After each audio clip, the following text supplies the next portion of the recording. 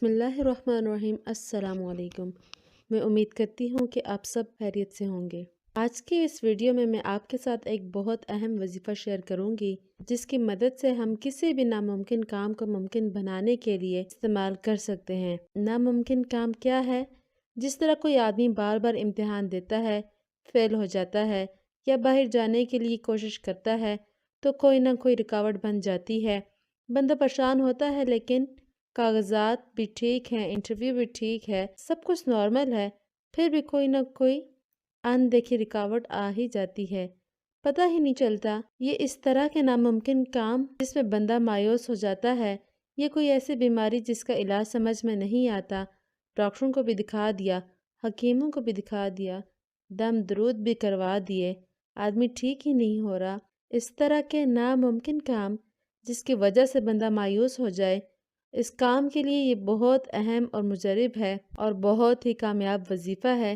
اس کے علاوہ ناممکن کام بہت سے ہیں، میں سارے تو نہیں بتا سکتی، لیکن یہاں پہ کچھ آپ کے ساتھ شیئر کر سکتی ہوں، جیسے شادیوں میں رکاوٹ ہو جانا، بیماریوں کی سمجھ نہ آنا۔ ان ساری چیزوں کو ختم کرنے کے لیے میں آپ کے ساتھ ایک عظیم قسم کا وظیفہ شیئر کرتی ہوں۔ یہ وظیفہ تھوڑا سا مشکل ہے، لیکن کسی کام کو بنانے کے لیے یا کسی کام کو کرنے کے لیے تکلیف تو اٹھانی ہی پڑتی ہے۔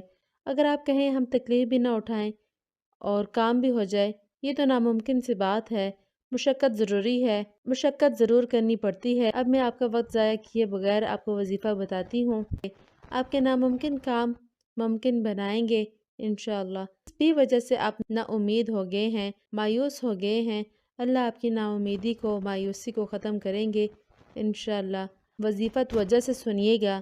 کرنا یہ ہے کہ 4 رکعت نماز نفل آپ نے ادا کرنی ہے، جو کسی بھی وقت آپ ادا کر سکتے ہیں، ماں سوائے مکروہ وقت کے۔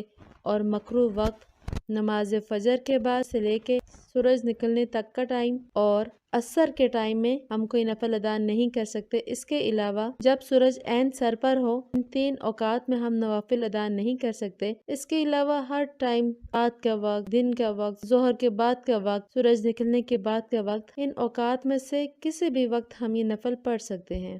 ان 4 رکعت نوافل کو آپ نے 2 رکعت کر کے پڑھنا ہے۔ پہلی رکعت میں سورہ فاتحہ کے بعد 41 بار سورہ اخلاص پڑھنی ہے۔ دوسری رکعت میں سورہ فاتحہ کے بعد 31 بار پڑھنی ہے، اور اس کے بعد سلام پھیر کر بغیر کسی تاخیر کے اگلے 2 رکعت نفل سٹارٹ کرنے ہیں، جس میں پہلی رکعت میں سورۃ فاتحہ کے بعد سورہ اخلاص 21 بار پڑھنی ہے، اور دوسری رکعت میں سورہ فاتحہ کے بعد سورہ اخلاص 11 دفعہ پڑھنی ہے۔